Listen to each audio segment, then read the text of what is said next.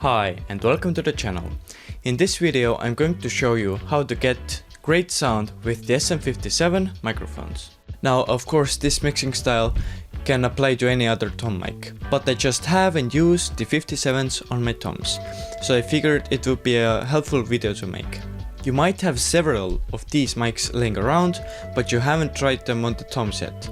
They are very good on the toms and I encourage you to use them. And when accompanied with the mixing technique that I will show you in this video, you will get some great results that sound like this.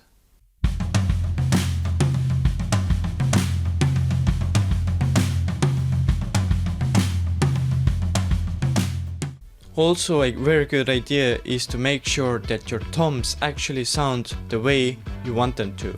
So tune them, dampen them if you need, and make sure they actually sound great in real life.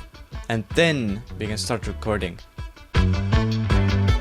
So here we are in Reaper, and I have 3 recordings here that we're gonna try to mix and make sound great. And I think I'm just gonna use the stock EQ that comes with Reaper, because Reaper you can use completely free and the stock plugins are also provided free. So this could be a free option for you and it's really powerful. So here is the complete raw unmixed audio.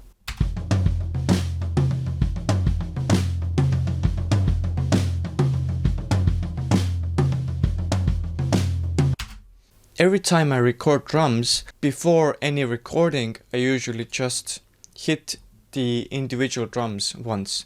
So I have the rack tom here. And we also have the floor tom here. So we can work with them separately. So I'm going to add the EQ to the rack tom. So let's add the VEQ.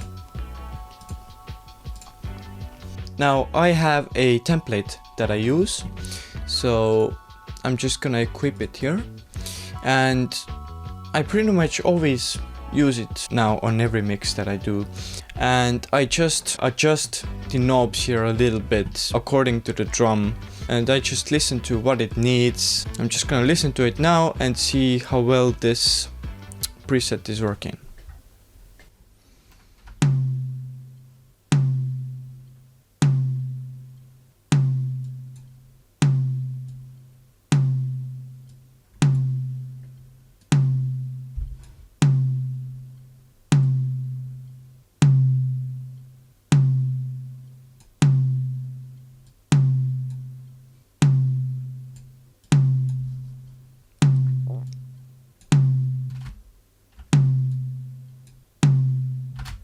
So that preset actually works really well already, and I don't need to do much here, just adjust a little bit, but this preset is something that I really recommend. You can copy these settings. So now I just want to compare the raw audio of the rack tom to the EQ version.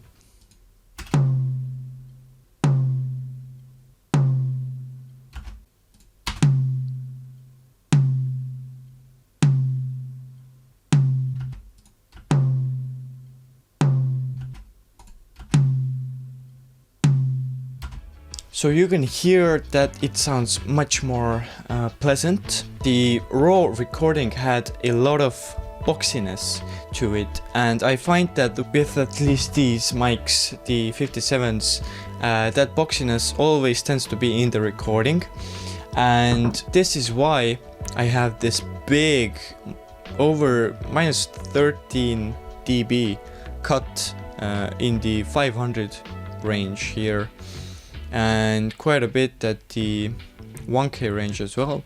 So I would say don't be scared at all to cut very extremely if you need.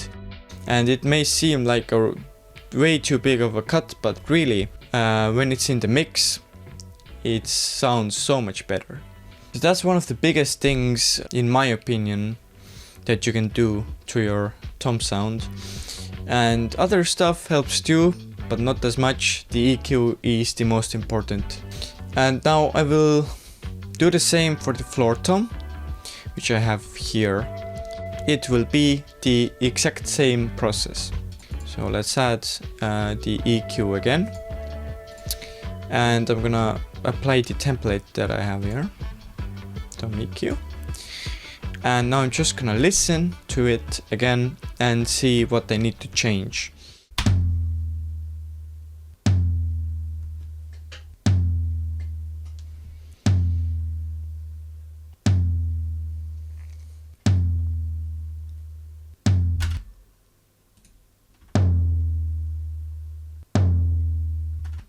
You can hear that real ugly and boxy sound of the raw recording. And once I put the template on, there it sounds. It sounds so much better. So now I'm just gonna experiment a little bit, moving the knobs around and really seeing if it would sound better if I, for example, leave more of the low end in the drum or take it out.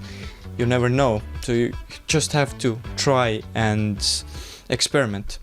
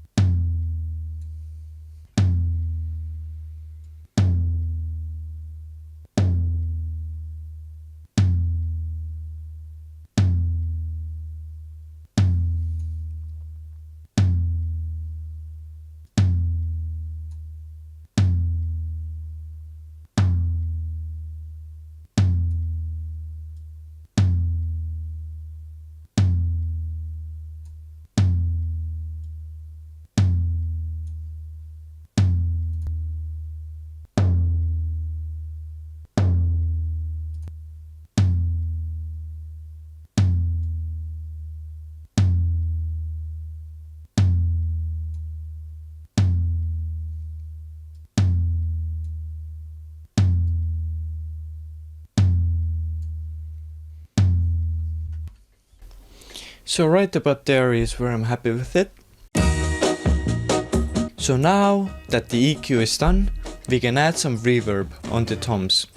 So I am just using a fab filter reverb at the moment, but you can use any reverb, anything will work. And I'm just gonna use the default settings for now. Yeah, I'm just gonna dial in a reverb that is not too big, not too long, but it just helps the toms sit more in the mix.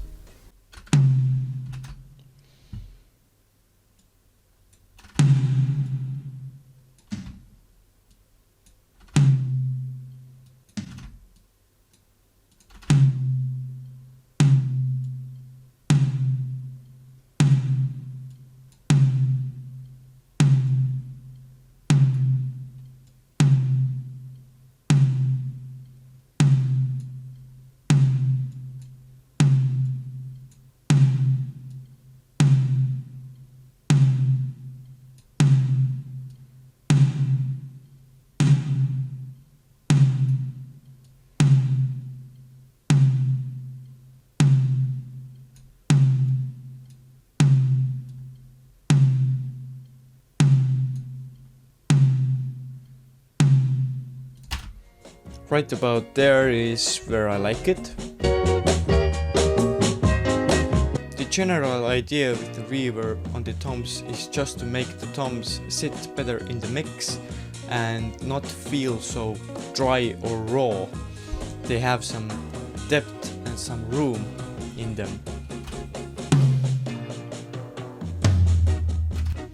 A really important thing is that when you're recording drums, you also have overhead mics, and so I think it's very important to find a great balance between the tom mics and the overhead mics, so that they would complement each other. If you only have tom mics, then it will sound really isolated and it won't sound natural. It won't sound like you would hear the drums in real life. So you definitely need overheads, and then you can mix the tom mics in with the overheads very nicely. So I can just demonstrate that here. Now I'm gonna have to do some mixing on the overheads because it's completely raw at the moment, and I always do some EQ.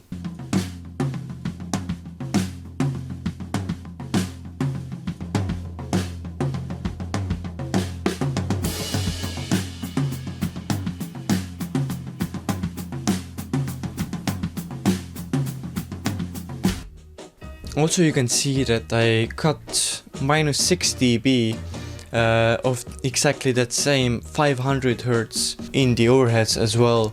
So now that I've done the overhead EQ as well, I can now blend in the tom and overhead mics together, because they as a whole make the overall drum sound. So I'm just gonna solo the overhead channel and floor tom and rag tom, and I'm gonna find a great balance between them.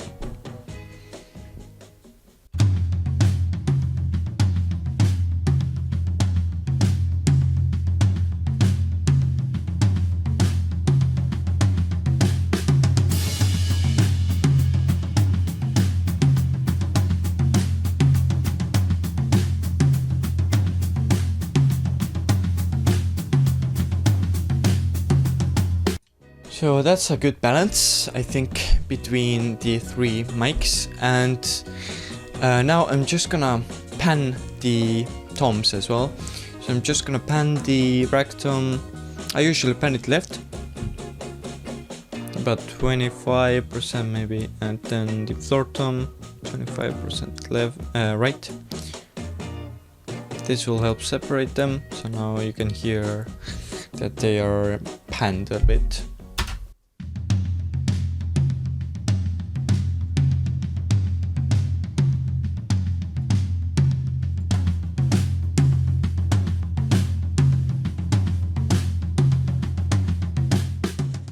So that's the main part of the tom mixing. Sometimes I add some compression to the toms, but at the moment I don't really feel like we need it, and it just makes things more complicated. So really the most important thing, like I said, is the EQ. Now what I usually do is, instead of using gates on the toms, I just manually cut each tom hit out basically. So here we've got a song situation where you only hit the toms maybe 4 times for the whole song, and in that case it is really great to just take the toms here, right, the tom track, and just find where the hit starts and just delete everything else. And I'm just gonna hit it until there, and I'm just gonna fade out the tom from here. Once you're done, it will sound something like this. You hear the hits and it immediately goes away, and it cuts off the ringing tone. And I think this is really crucial. I always do this now. If I do any drum covers or anything, I always do this step. You can also use gates, but I find that gates are not as effective. They don't work as well for me when it comes to toms. So I just do it manually. It takes more time, but it's absolutely worth it, because otherwise throughout your whole mix there's going to be this low rumble from the toms that is really unpleasant. It's absolutely not needed, and you can avoid it by cutting it out of the mix. But otherwise you will have something like this the whole time.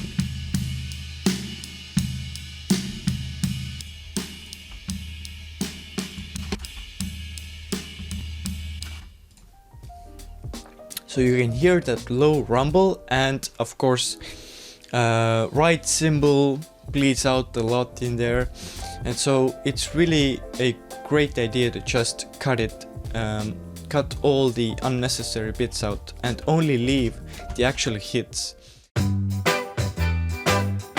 What I tend to do quite a lot is that on the drum bass channel, I apply an EQ something like this.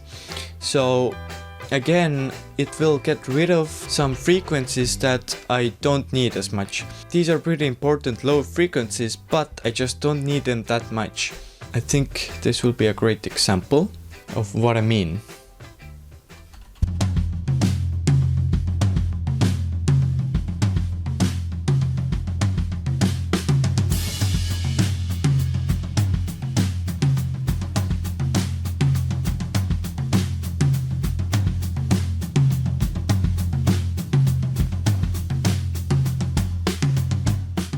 I myself like this more. You might actually like the version without the CQ more, but I just find that I like this better with the CQ because it sounds cleaner to me and there's less of that low information that you really don't need that much. So that's about it for this tutorial. I really hope this was helpful and I hope you enjoyed it. Let me know how do you like this format. Leave me any questions you have down below and I will try to answer all of them. I've never done a video like this before, but I hope you found value in it. I wanted to make videos that would teach people skills for a long time, and finally I actually took the time and did it. So I hope you liked this first video of mine. I will see you in the next video.